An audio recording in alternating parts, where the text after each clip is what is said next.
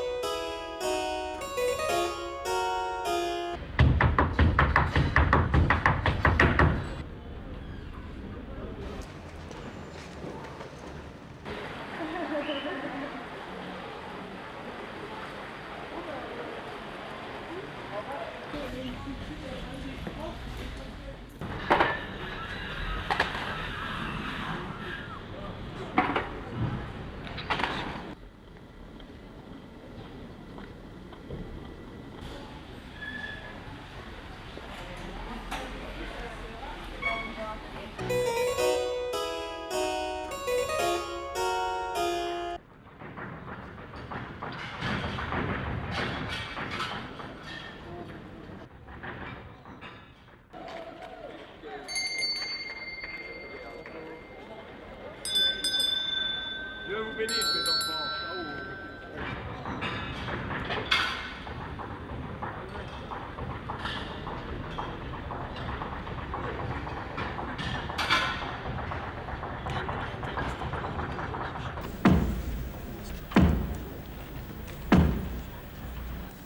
Souffler, c'est donner la flamme.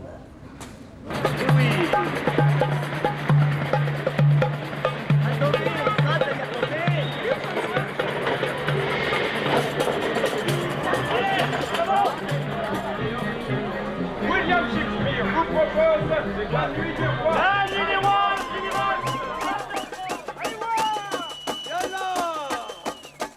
Mais Avignon, effectivement, c'est un mythe. Que c'est un carrefour totalement incontournable. Que c'est un véritable marché du théâtre. C'est vraiment un reflet de la profession. Et c'est très vivant, ça frétille. C'est la rencontre avec le public. Avignon, c'est un plaisir, c'est très excitant. En gros, c'est marche ou crève. Avignon, pour moi, c'est avant tout un mois de grosses difficultés. C'est le festival du trop partout. Du trop d'émotions, du trop de désespoir, du trop d'affiches, du trop de spectacles, du trop partout.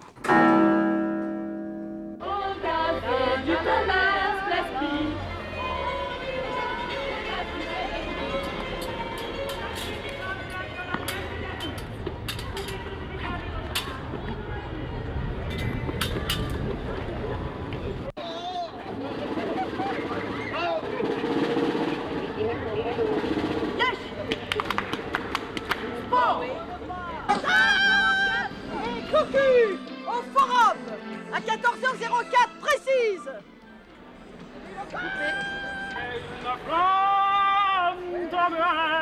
Ma puerta fixa, ma puerta fixa. 500 spectacles par jour, ça me paraît inouï. Inouï, même au-delà de l'entendement humain. Comment on peut accrocher un public, faire savoir qu'il y a 500 spectacles par jour, et comment voulez-vous que le public puisse aller voir 500 spectacles? Pas possible, c'est pas possible. Souffler, c'est donner la flamme.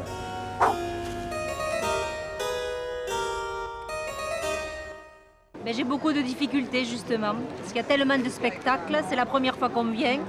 Alors on ne sait pas trop, on essaie d'écouter des gens qui sont déjà allés à des spectacles, et c'est dur. Je regarde à quelle heure ça me convient, quels sont les spectacles. Après, j'essaie de me reporter au petit programme, voir... mais c'est pas toujours facile quand on se base souvent sur le nom de la pièce sans vraiment connaître exactement de quoi il en retourne. Il faut utiliser plusieurs critères, me semble-t-il. Et quand on peut les associer, je crois qu'on arrive là à quelque chose qui doit être obligatoirement une réussite. Le premier critère est certainement l'auteur. Le deuxième critère, la compagnie. Et le troisième critère, le lieu théâtral. Je cherche plutôt du café-théâtre, donc en fonction des titres, si je pense que c'est rigolo, j'y vais. Par exemple, pour ce spectacle-là, on les a vus tout à l'heure sur la place et on a trouvé qu'ils étaient tellement forts, formidables, qu'ils nous prennent là, aux tripes. On s'est dit, voilà, on vient. C'est au coup de cœur, comme ça, au fur et à mesure de nos déambulations, on change, on revient, voilà. Il faut se laisser quand même aller au fil de l'eau. Enfin, le festival, c'est aussi ça, de pouvoir changer d'avis, de direction au dernier moment, de se laisser porter un petit peu par l'ambiance. Dossiers de presse, alors là, je les regarde un mois avant de venir, à peu près, puisqu'on commence à les recevoir début juin. Donc, effectivement, je présélectionne un peu, là aussi, par genre, par intérêt selon l'auteur ou le metteur en scène, si c'est une équipe que j'ai pu déjà voir ou dont on a pu me parler. C'est aussi des coups de cœur, c'est fois des papiers que je reçois à 7h30, et puis je me dis ce qu'il faut faire, il est 8h, je vais vite voir ce spectacle, et puis je sors de là vachement content. Oui, je suis tout à fait sensible aux tracts, aux parades, aux affiches, parce que c'est vrai que la communication sur Avignon ne peut pas se faire de façon traditionnelle. Bon. Donc il est évident que toutes les troupes doivent essayer d'employer les moyens les plus originaux possibles pour essayer de se faire reconnaître.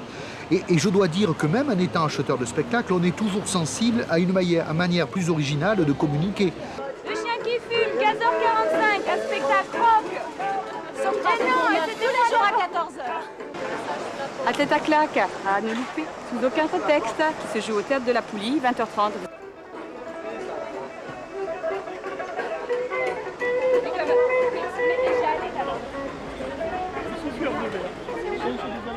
Le spectacle n'est pas terrible, vraiment, hein, il est vraiment pas terrible, mais par contre, il est gratuit. Et cocu au forum à 14h04 précise. Tract frais, je vous en prie, servez-vous. C'est pour Philomène, tous les soirs à 21h. Les tracts, très important parce que c'est le lien avec le public, c'est ce qui nous permet de discuter justement, de rencontrer. Donc ça, c'est fait par les comédiens. Essentiellement. En gros, on distribue 1000 tracts par jour. Je pense que c'est à peu près ce que font les autres compagnies aussi. Vous ne pouvez pas rester assis 30 secondes à une terrasse sans avoir au moins une dizaine de tracts qui vous tombent dans les mains. Vous n'irez pas forcément voir le spectacle, mais au moins vous avez la pub et vous avez les tracts en main. Un tract est la première vitrine d'un spectacle, surtout à Avignon, puisque c'est la première image que l'on donne d'un spectacle. C'est le spectacle dans la rue. Je crois que le plus important est de réussir à regrouper les éléments qui pourraient le mieux définir le spectacle. C'est toujours très difficile de trouver une photo qui puisse traduire 1h30 de spectacle et puis un texte. Il y a divers moyens, je crois que ça se choisit vraiment à plusieurs et ce sont les avis de chacun qui font à la fin un tract et qui font que chaque petite chose du spectacle essaye de se retrouver dans ce tract. Pour moi, personnellement, ça a été très très dur au départ, l'installation, le tractage. Je déteste faire ça.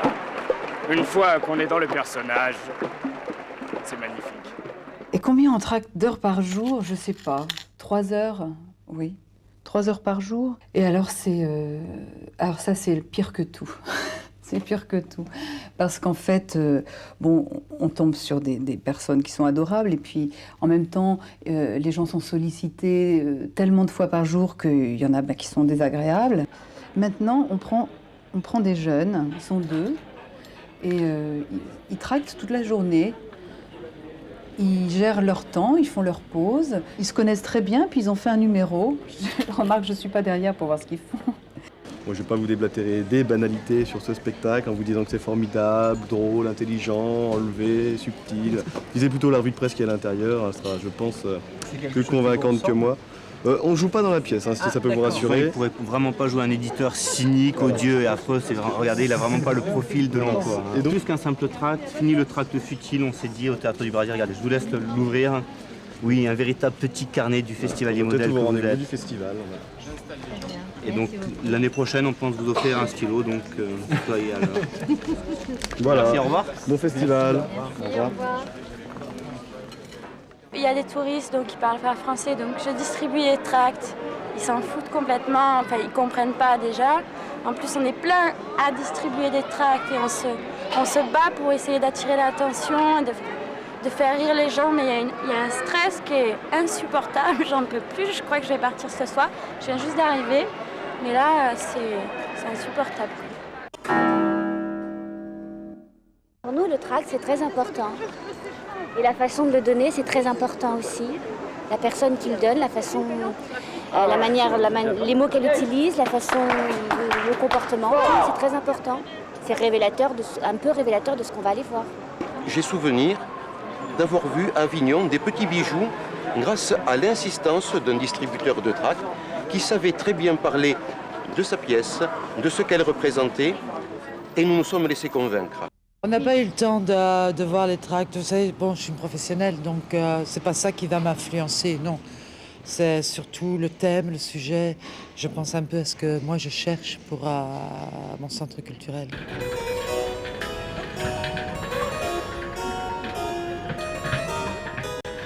Les tracts et les parades, c'est déterminant. Premièrement, au sens où ça met vraiment l'ambiance dans la rue. Et si je pense qu'il n'y avait pas cette ambiance dans la rue, du théâtre, on peut en voir n'importe où.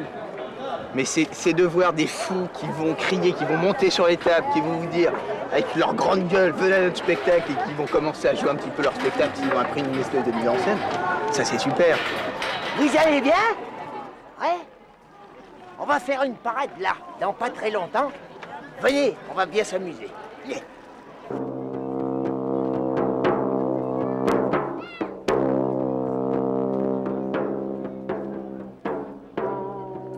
Ce que j'aime bien, c'est la voltige, mais quand je m'élève, j'ai le vertige. Avec tout ça, vaut-il mieux pas le dimanche faire un bon repas. Et en guise de digestif, regardez courir les sportifs. Voilà le secret d'un homme heureux. Ne jamais louper stade de 2. Yeah! Viva amore con l'arco e stralli, e col casso le corde e l'alli. Viva amore con l'arco e stralli, e col casso le corde e l'alli. Hé Madeleine! Madeleine, je suis là, viens! Toi. Tu veux un petit verre de vin? Non, merci. Moi, oui. Quand on offre de quelque chose à quelqu'un, c'est qu'on en veut soi-même. Qu'est-ce que tu lis? L'histoire de la bonne femme à qui on avait volé son émeraude. Ah oui. Tout de suite, on avait soupçonné la femme de chambre, naturellement. Et ce n'était pas elle qui avait fait le coup? Si.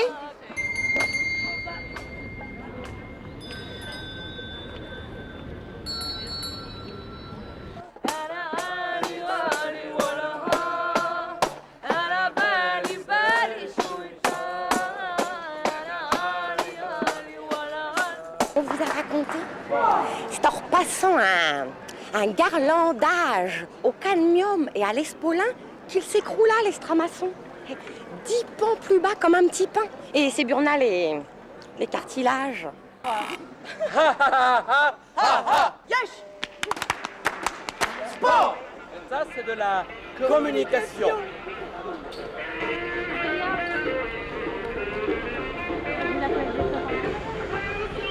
J'ai choisi de faire des parades dansées avec la musique et de pouvoir avoir en même temps un visuel, donc le petit tract avec les deux personnages principaux qui dansent, et d'avoir aussi la musique. C'est-à-dire qu'on n'a pas besoin de dire un Marivaux rock'n'roll, mais simplement on donne Marivaux et on entend aussi la musique, donc tout à fait on fait la connexion entre l'image, le rock'n'roll et la musique.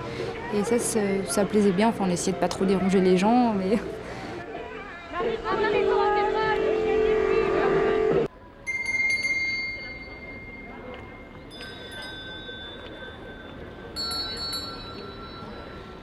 Parade, c'est aussi une grande partie de spectacle. On joue à peu près 5-6 heures par jour d'affilée, puisque une parade est aussi concentrée, nous avons aussi le personnage, nos costumes, etc. Et ça, c'est très difficile à tenir 23 jours sans relâche. Même si on dort la nuit, on est toujours concentré sur ce travail-là. Ça, c'est très, très lourd, mais c'est bien. Alors les parades, je peux en tenir compte si elles sont de qualité, je peux aussi en tenir compte si elles sont mauvaises d'ailleurs, ce qui me permet de faire un choix assez rapide. Il est évident que les parades notamment, moi, me semble quelque chose d'assez essentiel. Parce qu'il est vrai que les affiches et les tracts, il y a quelque peu une overdose. La parade, ça tue l'énergie de la troupe, donc on le fait pas. C'est comme si on faisait 2 spectacles en même temps. Donc je préfère que chacun se concentre sur son spectacle, puis chacun tracte comme il veut, avec l'esprit qu'il a.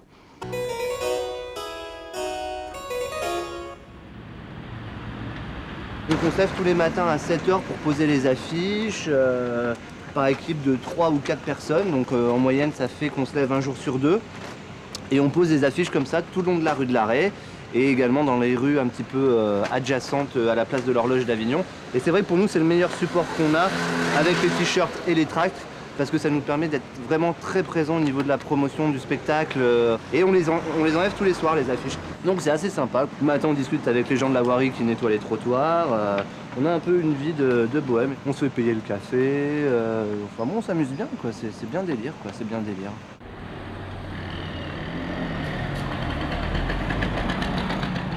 Les affiches sont aussi très importantes. Encore une fois, peut-être pas déterminantes, mais importantes. Et les compagnies le savent très bien d'ailleurs, qui se livrent à une bataille d'affichage sur Avignon, ce qui prouve que c'est quelque chose de très efficace. Nous avons fait 300 affiches. On a tiré à peu près 700 affiches. On affiche 1000. 1200 cartons.